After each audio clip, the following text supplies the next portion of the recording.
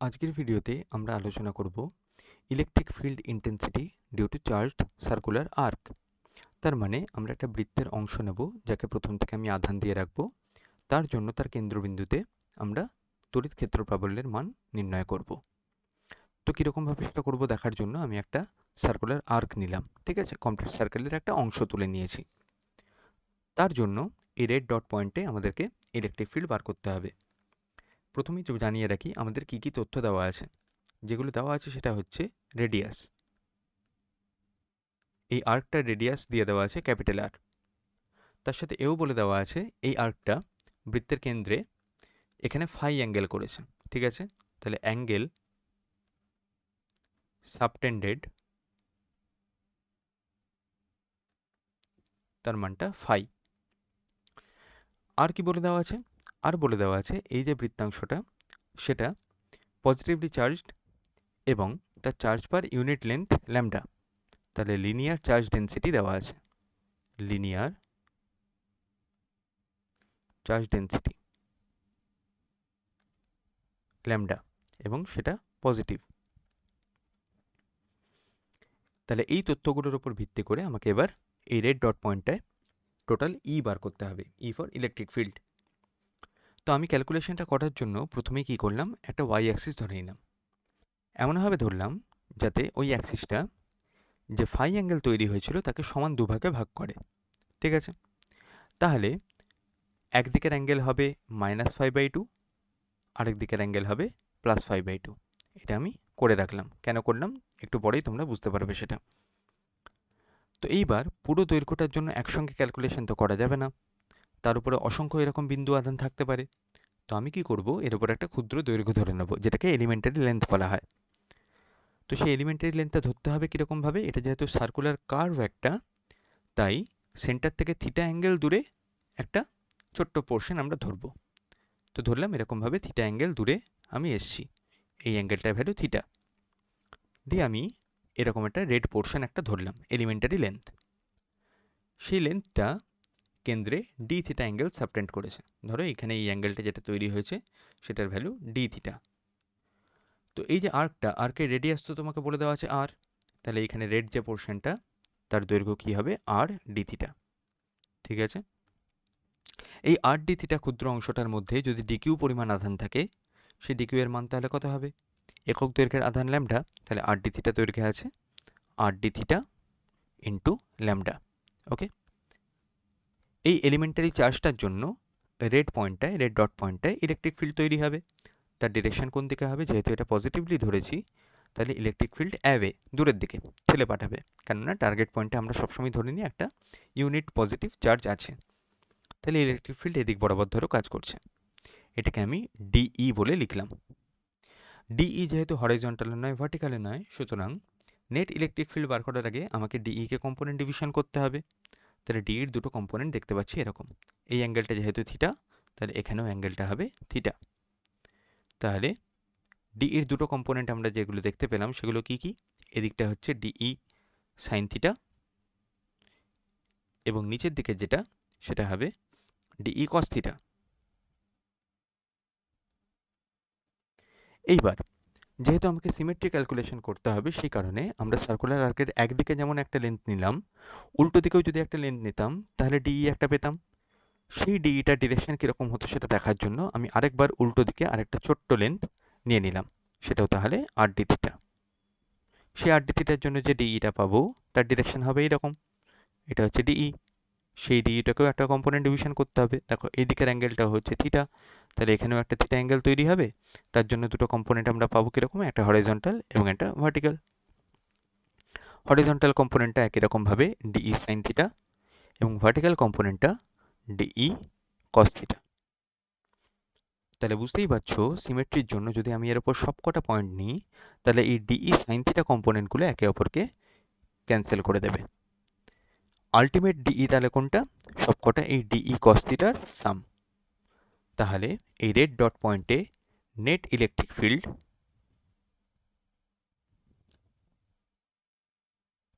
তাকে যদি আমি ই দিয়ে রিপ্রেজেন্ট করি, সে ইটা আর কিছুই নয় সবকটা ডিই কস থিটার ইন্টিগ্রেশন। ডি এর ভ্যালুটা আমরা বসিয়ে দেবো কীরকমভাবে? ডিই মানে 1/4πε0 q/r² হয় তো, এখানে তাহলে ওই 1/4πε0 কিউ এর জায়গায় হবে dq divided by distance r², এই ডিস্টেন্সটা rই দেওয়া আছে, ইন্টু cos θ ইন্টিগ্রেশন। তাহলে 1/4πε0 dq এর জায়গায় আবার কত বসবে? এখানে অলরেডি আমরা বার করে রেখে দিয়েছি, তাহলে r dθ into lambda divided by r² into cos θ। ইন্টিগ্রেশনটা এখন কার রেসপেক্টে হচ্ছে আশা করি বুঝতে পারছো, dθ রেসপেক্টে। তো dθটার লিমিটটা কত হবে সেটা আমরা বার করে নিয়েছিলাম -5/2 থেকে +5/2। তাহলে বুঝতেই পারছো কেন আমি ওখানে ওইরকমভাবে ডিভিশনটা করে রেখেছিলাম, এই সুবিধার জন্য। তাহলে ইকুয়াল টু 1/4πε0 বাইরে থাকবে, ল্যামডা বাই আর থাকবে, ওপর থেকে একটা আর কেটে গেছে, তাহলে ল্যামডা বাই আর বাইরে বেরিয়ে আসবে, ইন্টিগ্রেশন ওভার cos θ dθ।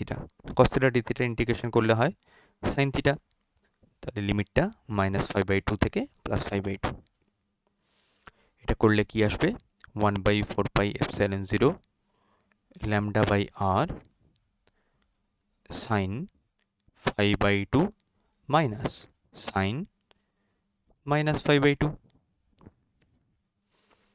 তার মানে 1/4πε0 ল্যামডা বাই আর, এইখানে সাইন 5/2, মাইনাসটা বাইরে বেরিয়ে আসলে আবার প্লাস একটা সাইন 5/2 মানে 2 সাইন 5/2, সেই 2টাকে আমি এখানে দিলাম আর সাইন 5/2টাকে আমি এখানে লিখলাম। এরকমভাবে ইকুয়েশনটা লিখলে আমাদের মনে রাখতে সুবিধা হবে।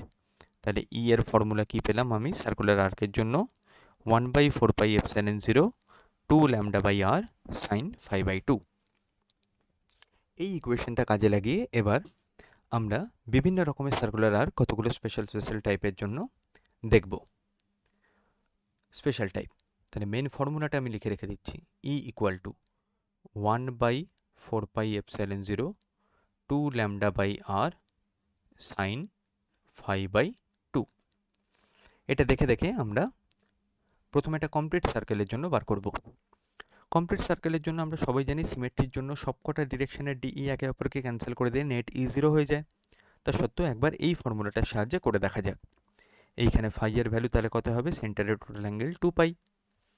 তাহলে E equal to 1/4πε0 2 lambda by r sine 5/2, মানে এটার বাই 2 করলে পাই, এবং সাইন পাই এর ভ্যালু আমরা সবাই জানি 0। এবার আমরা একটা সেমি সার্কেলের জন্য করি। সেমি সার্কেলের জন্য ফাই এর ভ্যালু কত হবে? পাই। তাহলে এখন E equal to 1/4πε0 2 lambda by r sine 5/2, মানে হয়ে গেল π/2, সেটা মানে 1। তাহলে 1/4πε0 2 ল্যামডা বাই আর। এরপর আমরা করব একটা কোয়ার্টার সার্কেলের জন্য, মানে 1/4 সেকশন দেখতে পাচ্ছি এখানে। এখানে তাহলে ফাই কত তৈরি হয়েছে? π/2। খেয়াল করে দেখো এইটা এবং এটা যদি জয়েন করি এখানে 90 ডিগ্রি, π/2। তাহলে E equal to 1/4πε0 2 lambda by r sine 5/2, মানে এখানে হয়ে যাচ্ছে π/4। তাহলে 1/4πε0 2 ল্যামডা বাই আর, এখানে থাকবে 1/√2। ঠিক আছে, আর একটু সিম্পলিফাই তুমি চাইলে করে নিতে পারো, 1/4πε0 √2 ল্যামডা বাই আর। এইরকমভাবে আমরা ক্যালকুলেশন করতে পারি। তো এইগুলো তো দেখলাম, এবার এইগুলো কাজে লাগিয়ে কম্পিটিটিভ এক্সামে কীরকম স্ট্যান্ডার্ড প্রবলেম আসে সেগুলো একটু দেখা যাক। এই কোয়ার্টার সার্কেলেরটা ভালো করে মনে রেখে দাও, 1/4πε0 √2 ল্যামডা বাই আর। এই কোয়ার্টার সার্কেল দিয়ে এক ধরনের অঙ্ক এক বছর এসেছিল।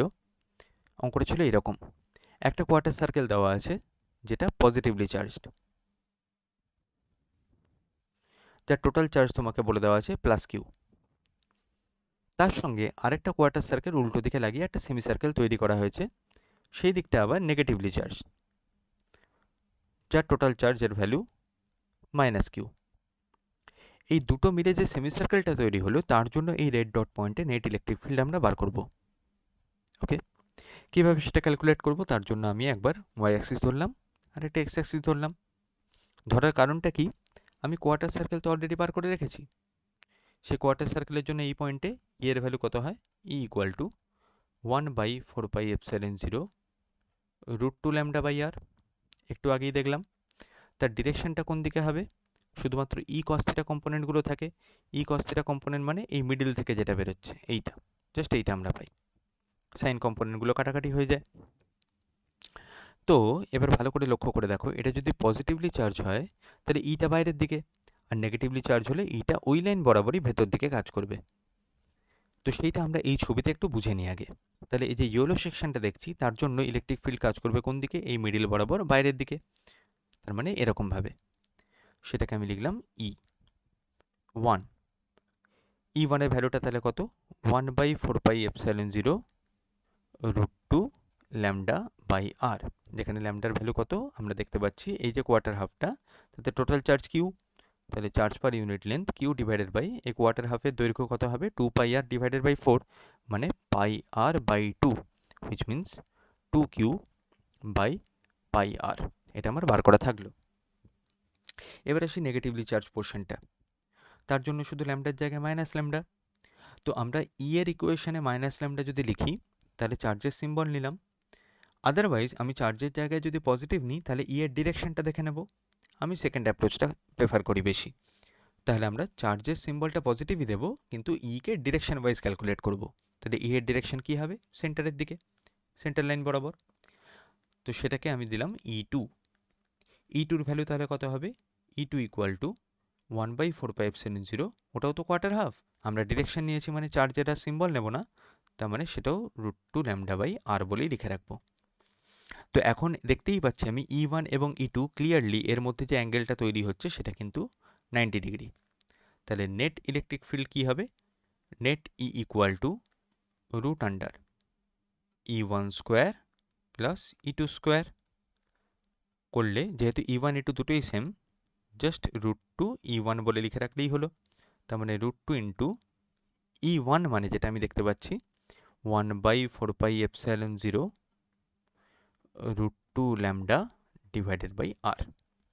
√2 হয়ে গেল 2 ইন্টু 1/4πε0, 1/r-টাকে রাখছি, ওপরে এই যে ল্যামডা, এই ল্যামডার জায়গায় আমি এই ভ্যালুটা এবার পুট করে দিচ্ছি।